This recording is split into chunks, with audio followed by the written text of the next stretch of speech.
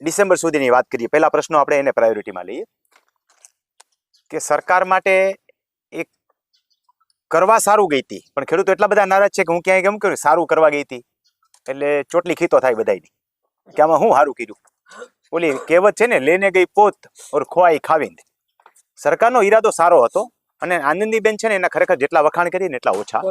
હાર્દિક ના પ્રભાવની અંદર ચેપ્ટરની અંદર આનંદીબેનનો ભોગ લેવાનો એનો નિર્ણય જે હતો કે દર 30 વર્ષે રીપ્રમોલ્ગેશન થવું જોઈએ. 70 થી 72 ના દાયકામાં નાટક થયેલું, પ્રમોલ્ગેશન થયું નથી. 5% જગ્યાએ ક્યાંક થયું હતું. આ વખતે એનો બીજો પાર્ટ ભજવાનો નાટકનો, પણ આ વખતે આખું ઊંધું વળી ગયું કે જે કરવા ગયા હતા કંઈક ને થઈ ગયું કંઈક. બાકી રીપ્રમોલ્ગેશન થવું જોઈએ. હું જે કેજેપી વારંવાર બોલું છું, આમાંથી કેટલા વ્યક્તિ મને રેગ્યુલર સાંભળે છે? અરે વાહ, ઘણા બધા કહેવાય, ઘણા બધા કહેવાય. એટલે આમાંથી એ બધાને ખબર તો પડી ગઈ હશે કે કેજેપી ભલે ન સમજાય પણ એટલું સમજાય કે આનું કંઈક ઇમ્પોર્ટન્ટ છે. તમારો એક આખો સર્વે નંબર હોય જેને આપણે ટિપ્પણ કહીએ છીએ, એ બહેનો 52 થી શરૂ કરીને 62 ની વચ્ચે મોટા ભાગે 56-58 ના ટિપ્પણ છે, જેને જંગલ બુક નામ આપવામાં આવે છે. જંગલ બુક નામનો ચોપડો હતો, એમાંથી સ્કેન કરીને એક કોપી કાઢી ઇન્ડિવિજ્યુઅલી ખેડૂતની, એનું નામ છે ટિપ્પણ.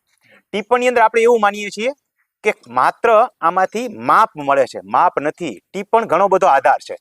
એટલે વિષય શરૂ થયો છે એટલે આપણે હારે કહી જ દઈએ, એટલે તમારા માટે બધા માટે ઉપયોગી વસ્તુ છે કે ટિપ્પણ છે ને એની પાછળ સાંકળ કડીના માપ લખાયેલા છે.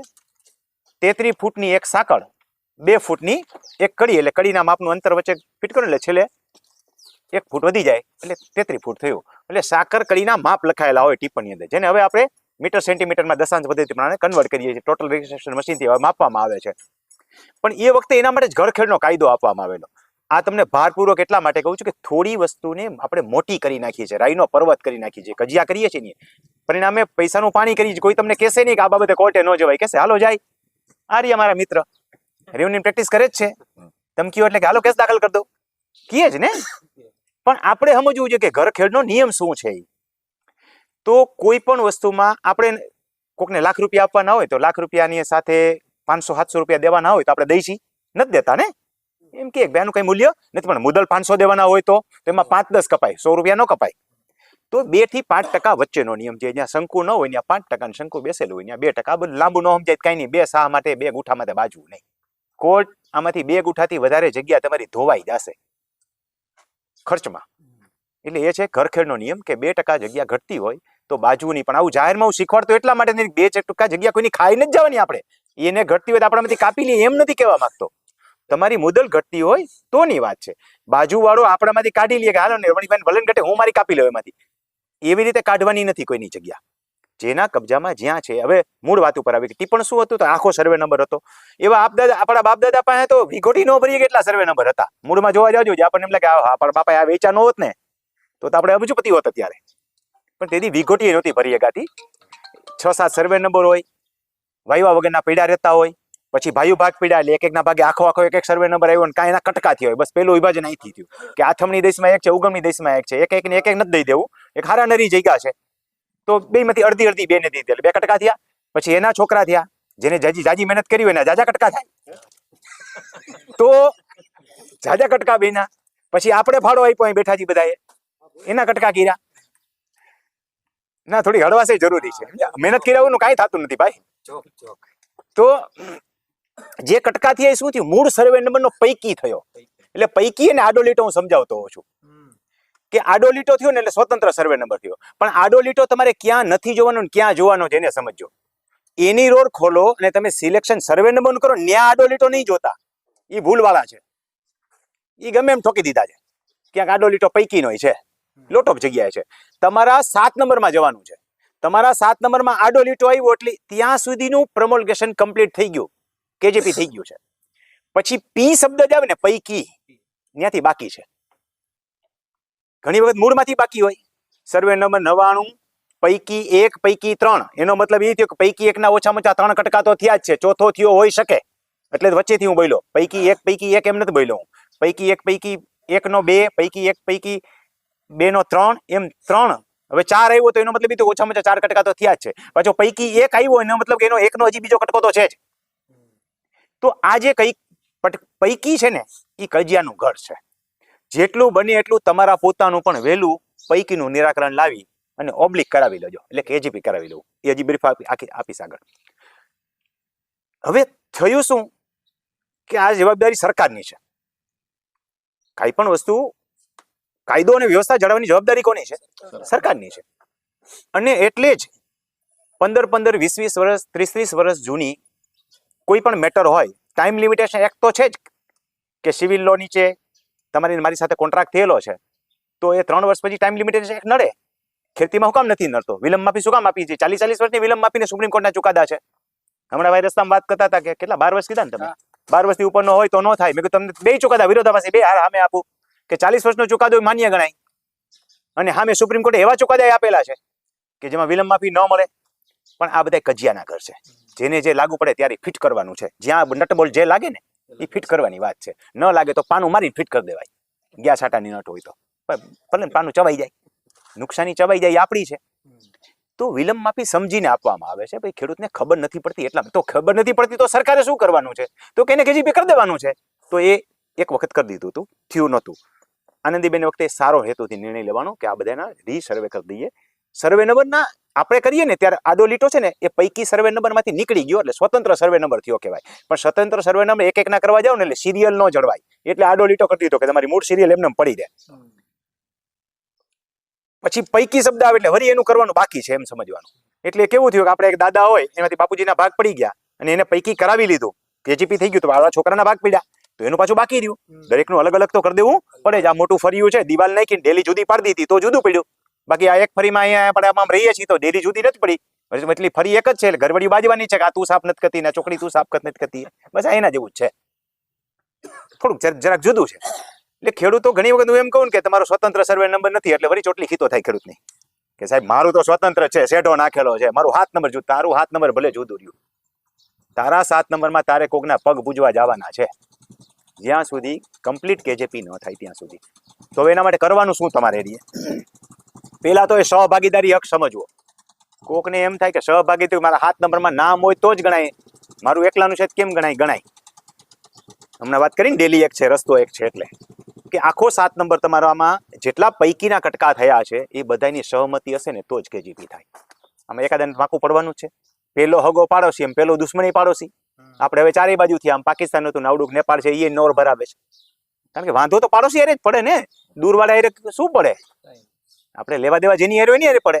તો આપણો ભાઈઓ જે છે જેને કટકા થયા છે બધા સારા સંબંધ હોય ત્યાં સુધી માપણીના 4 પ્રકાર છે.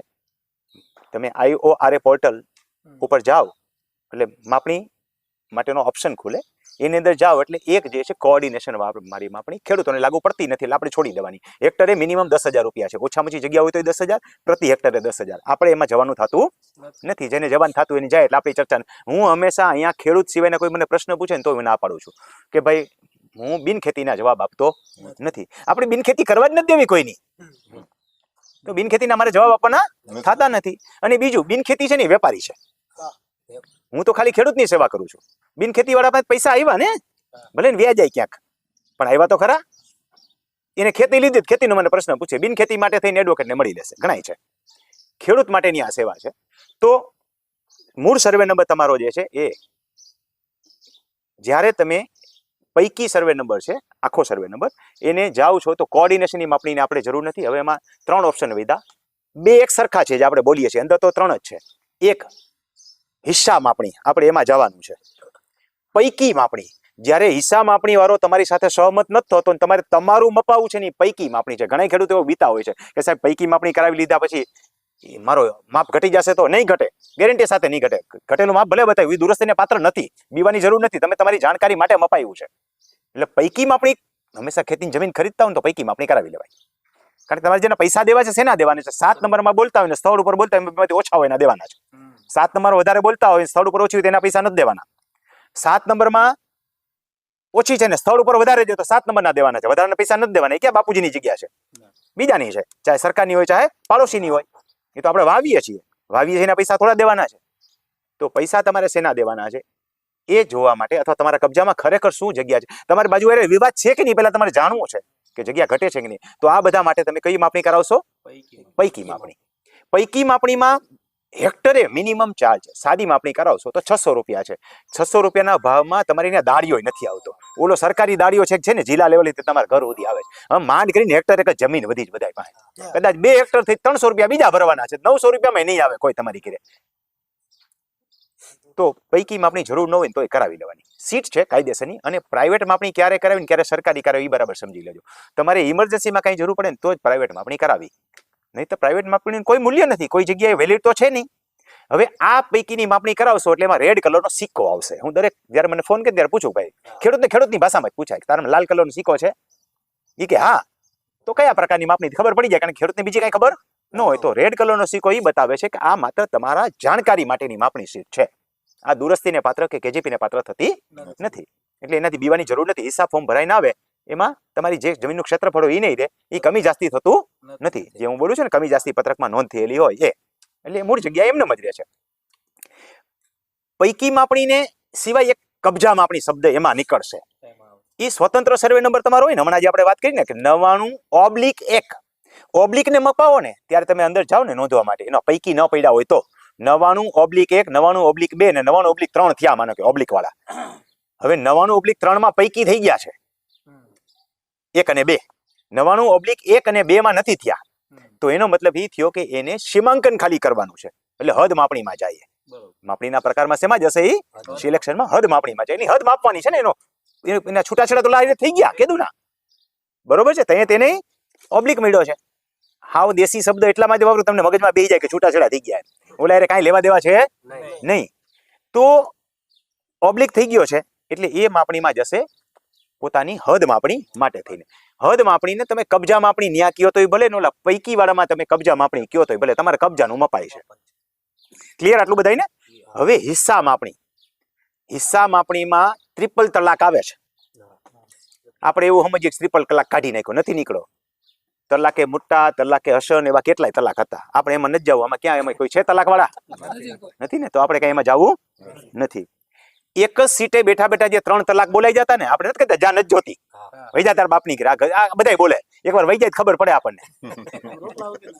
રોટલા વગર ના આખી જિંદગી હસ્તરેખા ઘાઈ જાય, ભાગ્ય રેખા ન ખુલે. હા, સમજી ગયા. તો હવે તો બધાને સમજાઈ ગયું. પેલા કહી દેતા હતા, હવે જરા કીએ પણ ભાતે પછી ભાતે મારવાય જાય, ભૂલાઈ ગયો ગાંડી. હવે તને કહેતો રહો તો ઘણી વાર કહેવાય જાય, ભૂલી જા એમ કહી દઈએ ને કે વહી જાય ઓલી. હા, બીજાને કહું છું. તો ઈ આવેગમાં આવીને કહી દે છે માણસ, જા નથી જોતી એમ. બાકી એને ખબર પડે છે કે રોટલા વગર ના રહે એમ. ઈ આવેગમાં આવીને જે 3 તલાક બોલે જતા ને એ સરકારે કાઢ્યા છે. 30 દિવસ પછી પાછો તલાક બોલે, આપણે લાગુ પડે છે એટલે કહું છું. પાછો 30 દિવસ પછી બોલે ને પાછો 30 દિવસ પછી તલાક બોલે તો એ તલાક હજી ચાલુ છે જ. એનામાં આપણામાં નથી. આપણા વાહ કાબરા થઈ જાય તોય છૂટા નથી થતા.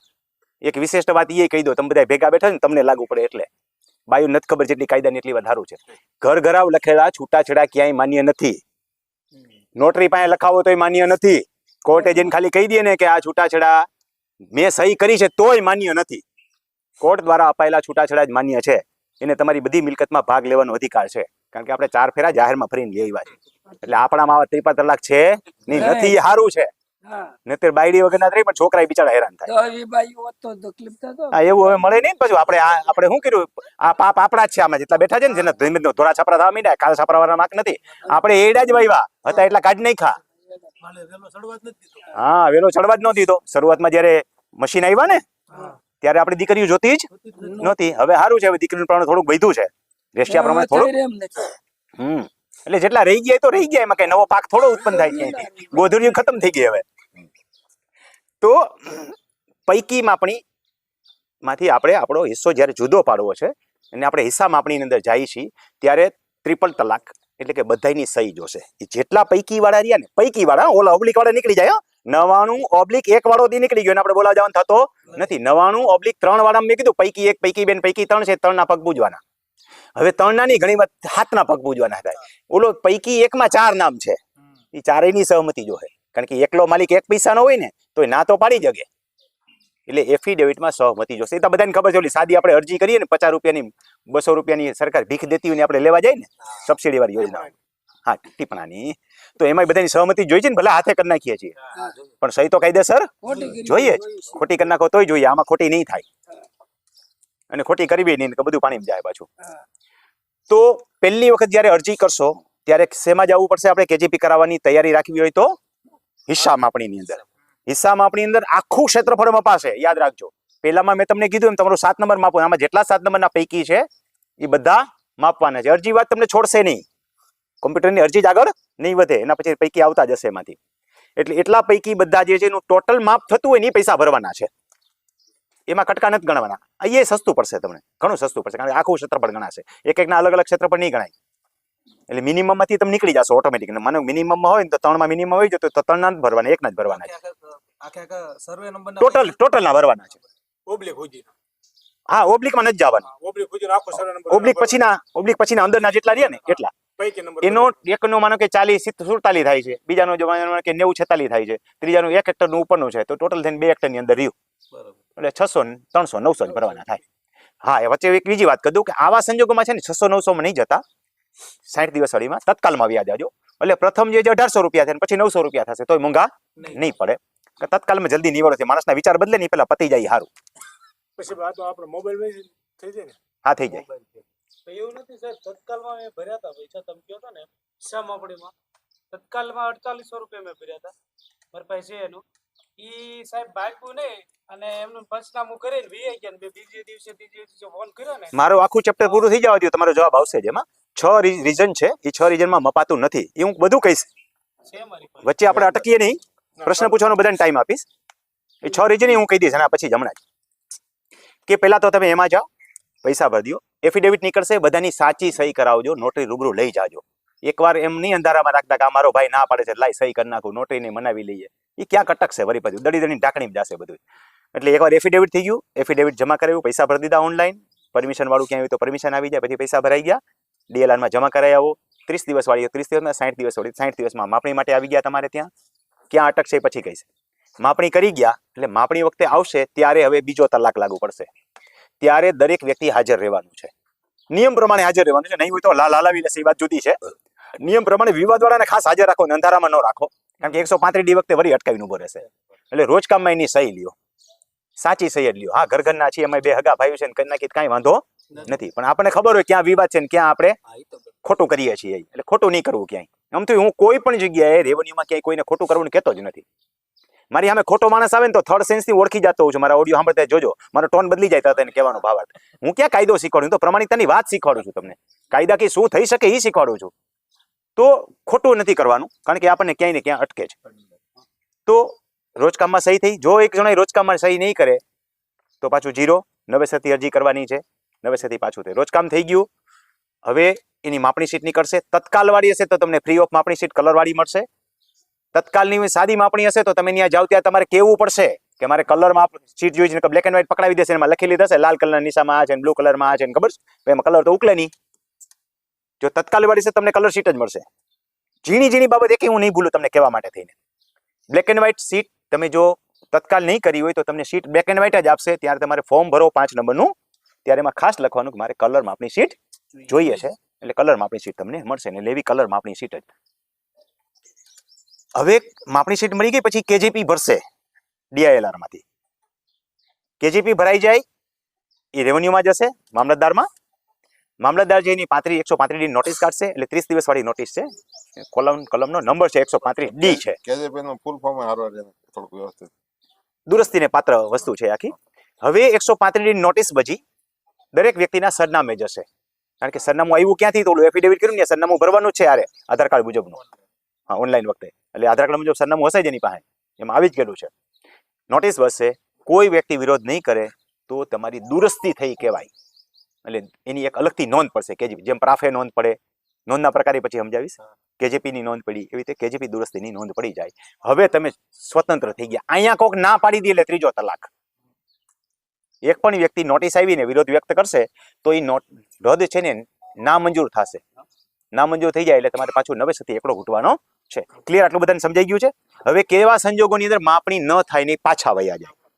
તમે ફોર્મ ભરશો ને એટલે ફોર્મની સાથે લખાઈને જ આવે છે. અમે કેટલાય અરજી કરી છે, અરજી લખાઈને જ આવશે કે આટલી વખત જે છે ને કરેલી છે ને. આ પૈકીમાં એ બધામાં સેમ નિયમ લખાઈને આવશે. પૈકી કરી હોય, કબજા માપણી કરી, હિસાબ માપણી કરેલી હોય, ગમે તે પ્રકારની બધા નિયમ તો સરખો જ નીકળશે કોમ્પ્યુટરમાંથી. એ છે એક ચાલુ વરસાદ હોય ઈ ત્યાંથી નીકળી ગયો ને તમારે ત્યાં પહોંચ્યો ને વરસાદ આવ્યો તો પાછો વયો જશે. તમારે ત્યાં શેડે કે કાદવ છે, પાણી ભરેલું છે અને જ્યાં ટોટલ રિએક્શન મશીનનું રિફ્લેક્ટર લગાડી શકે, ટોટલ મશીન તો વચ્ચે લગાડશે, રિફ્લેક્ટર લાગી શકે એમ નથી, આટલાની વાઇડ છે, આવું કશું હશે કે જ્યાં જઈ શકાય એમ નથી, તો એ વયો જશે પાછો, ફરી વાર નહીં આવે, ફરી પૈસા ભરવાની. એક બે વ્યક્તિ સહી કરવાની ના પાડશે, વિવાદ ઉભો થશે, સહી કરવાની ના તો આગી વિવાદ તો એ વયો જશે. આ બધા નિયમોસર વહી જશે. હવે આ ભાઈને ચાન્સ આપી કે એનું કેમ ન થયું. એટલે હું એમાં એવું હતું સર ત્યાંથી ઉભા રહીને કહી દો, જોવું નથી કાંઈ અત્યારે છે ને, એક વિષયમાં આપણે જાજો ટાઈમ નથી બગાડવો. કે એમાં ઈ ભાઈ આવ્યા સર્વે કરવા, હું હાજર નહોતો, મને હા. કોઈ મેલ નથી હા. આવ્યો, કોઈ ફોન ન આવ્યો. હમ. પછી મેં થોડાક દિવસ પછી જિલ્લામાં જઈને તપાસ કર્યો માપણી વિભાગમાં. એટલે મને કે તમારું સર્વે થઈ ગયું છે, આવીને માપણી થઈ ગયું, કઈ રીતે? મેં મને કે તમે હાજર નહોતા. મેં તો મને ફોન કેમ ન કર્યો? બેસ જાઓ. જો કેટલાક વસ્તુમાં છે ને આપણે સરકારને છાવરતા નથી, સરકાર વિરુદ્ધ હું ક્યાંય બોલતોય નથી, પણ નિયમ આટલો છે. તમે ઓનલાઈન અરજી કરી તમને એક ઈમેલમાં આવે છે, એક ઓટોમેટિકલી હું નથી માનતો કોઈને ન મળે, તમારો મોબાઈલ નંબર ગોટાળાવાળો હોય તો, બાકી ગાંધીનગર સર્વરથી નીકળે છે. સર્વેયર કોણ આવશે એ બી નથી, હું ક્યાંય સરકારની ફેવર કરતો જ નથી હો, સરકારના તો મને ઘણા બધા વિરોધના બાબતો છે, પણ જ્યાં વિષય સાચો મારે કાયદાકી કહેવાનો ત્યાં સાચો જ કહીશ કે ઉપરના સર્વેયરમાંથી કોણ સર્વેયર આવશે ને એ નક્કી. એક વખત અરજી કરો તો બીજો સર્વેયર આવે, બીજી વખત અરજી કરો ત્યારે બીજો સર્વેયર આવે, કોમ્પ્યુટર નક્કી કરે છે સર્વેયર. માનો કે એક જિલ્લાની 8 સર્વેયર છે તો 8 સર્વેયર એક વખત નથી આવતો, ઉપરથી બધું નક્કી થઈને આવે છે. બનવા સંજોગ છે મિસિંગ કંઈક થઈ ગયું ને તમને મેસેજ ન મળ્યો હોય, બાકી મેસેજ આવે. બીજા નંબરમાં હવે સાથે સાથે એડિશનલ માહિતી બીજી આપી દો. માનો કે તમને મેસેજ આવ્યો અને એ દિવસે તમારે મેરેજ છે, કોઈ એવો પ્રસંગ બની ગયો કે તમારે ત્યાં જવાનું થાય છે, કંઈ બી અકસ્માત થઈ ગયો છે, કોઈ રીઝન દેવાની જરૂર નથી. તમે તમારા DLR કચેરીમાં જઈ અને નોંધાઈ આવવાનું કે મને રીશેડ્યુલ કરી દે, એટલે બીજી તારીખ તમને 15 દિવસ પછી નહીં આપે, તત્કાલ વાળી છે તો અઠવાડિયા પછી નહીં આપે. નિયમની આપણને ખબર નથી એટલે આપણે હેરાન થાય છે. રીશેડ્યુલ થઈ શકે, આપણો અધિકાર છે, રીશેડ્યુલ પૈસા ભર્યા છે આપણે, એટલે સરકાર બધું તમને ચાન્સ આપે છે. આપણે નિયમ નથી જાણતા ને માટે આપણને અન્યાય થાય છે. ના, મેં એ પ્રશ્ન કર્યો. એ બધું જે કરો એ લેખિતમાં કરો, હું શીખવાડું છું હંમેશા લેખિતનું જ. તમે કયો લેખિતમાં આપું, એટલે મને કે એ વસ્તુ બને ને તમારે નવેસરથી પૈસા ભરવા છે. ત્યારે નથી, વેગળી વેંગ્યા પછી નથી આપવાની, વેણા પહેલા આપવાની છે. 5 દિવસ પછી જ જોતો છે. 5 દી પછી નથી જવાનું. જો રીશેડ્યુલ ક્યારે થાય, તમારો ટાઈમ છે, તારીખ આવી છે, તારીખ આવ્યા પહેલા રીશેડ્યુલ થાય ને. મને 15 તારીખ આપી છે તો મારે 13 તારીખે રીશેડ્યુલ માટે જવું પડે, હું 16 તારીખે જાઉં તો ન હાલે ને રીશેડ્યુલ માટે. રીશેડ્યુલ એને જ કહેવાય ને, શેડ્યુલ ભજી ગયા પછી રીશેડ્યુલ ન કહેવાય. સમજાય છે? મેલ ને મેસેજ આવવો જોઈએ ને. હા, ઈ કંઈક મિસિંગ થઈ ગયું. હવે નકર મેલ અને મેસેજ ઓટોમેટિકલી. જો આપણે એક વિષય માટે જાજી ચર્ચા નથી કરવી, કાયદો શું છે એ હું તમને ખાલી કહીને છૂટી જાઉં છું, કારણ કે એક ઇસ્યુ માટે આપણે જાજી ચર્ચા કરશું ને તો સાંજ પડી જશે. તમે ખોટા છો મારો કહેવાનો ભાવ જરાય નથી, પણ સિસ્ટમ આ છે કે રીજ ઓટોમેટિક થાય છે. આ બધું છે ને ડાયાભાઈને ખબર હોય કે ડાયાભાઈ આ ઇન્ટેલિજન્ટ આર્ટિફિશિયલ સ્પેશિયલ ચિપ છે, જેમ આપણે ગૂગલની અંદર ઓલા માં કેમ સર્ચ થાય છે, કોઈ વ્યક્તિ નથી જોતો. સમજો નહીં સાહેબ તમે બીજા મહિને. આપણી યુટ્યુબ ચેનલ હોય એમાં કંઈ પણ વાયોલન્સ થાય તો કોણ ચેક કરે છે? વ્યક્તિ ચેક કરે છે. એને શું કહેવાય? ઓટોમેટિક AI સિસ્ટમ કહેવાય. AI સિસ્ટમ છે. એમાં અહીંયા AI સિસ્ટમ જ છે, આર્ટિફિશિયલ ઇન્ટેલિજન્સી છે. સમજાણું? એટલે AI સિસ્ટમ થી જ બધું આવે છે, કોઈ વ્યક્તિ નથી આવતો ત્યાં. મેસેજ AI સિસ્ટમ થી આવે છે, ઈમેલમાં પણ AI સિસ્ટમ થી જ જાય છે, કોઈ વ્યક્તિ નથી મોકલતી. રીશેડ્યુલ છે એ મેન્યુઅલ થાય છે, બાકી બધું ઓટોમેટિકલી થાય છે. ક્યાં મિસિંગ રહી ગયું હશે તમારું, પણ નહીતર આટલા સ્ટેપ સુધી મિસિંગ નથી થતું. મારો કહેવાનો મતલબ એ છે. અંદર લખેલું જ આવે છે તમારે જો આ તારીખે કરવી ના હોય તો નીચે મોબાઈલ નંબર આપ્યો હા. મને જાણ કરજો. અને હું તો કહું છું ત્યાં મોઢે જાણ કરી દો તોય થાય, પણ મોઢે જાણ કરતા લેખિતમાં કરી આવો ને, લેખિત આપી આવો ત્યાં તો રીશેડ્યુલ થઈ જાય તમારું. ઓકે, આ એક વિષય પૂરો થઈ ગયો આપણો. આ વિષય બાબતે કોઈને કંઈ પૂછવાનું નથી, હજી તો ઘણા વિષય છે આપણા. એની કોઈને પ્રશ્ન નથી? કેજેપી દુરસ્તી સમજાઈ ગયું બધાને? પ્રશ્ન છે સાહેબ. હા, બોલી નાખો. આ વિષય પૂરતો જો, બીજા વિષયમાં આપણે આપણી જે જમીન છે એની અંદર કેનાલ નીકળી છે તો એનો પૈકી એક જે થયો છે તો કેનાલ નું તો પોતાનું તો KGP થઈ જ ગયું છે, કારણ કે જ્યારે આપણે સમજી ગયો. આપણી જમીન કાપે છે ત્યારે હવે આપણે જ્યારે પૈકી માપણી કરાવી છે ત્યારે એનો હિસ્સો પાછો આપણામાં બોલે છે, હિસ્સાની માપણી આપણે જ્યારે કરાવી છે. સમજી ગયો હું આખું. તો હવે આપણે કેનાલ વાળાને કેમ બોલાવવા જવું કે અત્યારે જો. માપણી થાય છે કે તમે આવો એમ? આ મેં પહેલા જ કીધું કે જરૂર ન હોય તો પણ આપણે કરાવી લઉં. કેવા કેવા સંજોગોમાં થાય, કોઈ DP રોડ નીકળતા હોય, TP રોડ નીકળતા હોય, કોઈ રસ્તા પોળા થતા હોય, નવા રસ્તાનું ડિમાર્કેશન થતું હોય, આવા કોઈ પણ સંજોગોમાં સરકાર પાસે ખબર જ નથી તમે ઊભા ભાગ પડ્યા છે કે આડા ભાગ પડ્યા છે એને તો કાગળમાં તમને કટકા કરી દીધા તમે કીધા એટલા એને સ્થળ ઉપર ખબર નથી તમે ઊભા હવે પરિણામે થાય એવું કહો કેનાલ વાળાએ વળતર એકને બદલે બીજાને દઈ દીધું હોય હા. ઘણી વખત એવું બને કે એક દાવેદારે વિરોધ કર્યો હોય તો એ વળતર પેન્ડિંગ રહી ગયું હોય આપણને કોઈ ઘરે દેવા તો આવતું જ નથી આ સરકાર કે એટલી બધી તો પાવરફુલ છે જ નહીં ના. તો એ બધું આપણે કરવું પડે છે ન કરીએ એટલે આ બધું લોચે પડી જાય એક નાનો એવો જોક કરી દો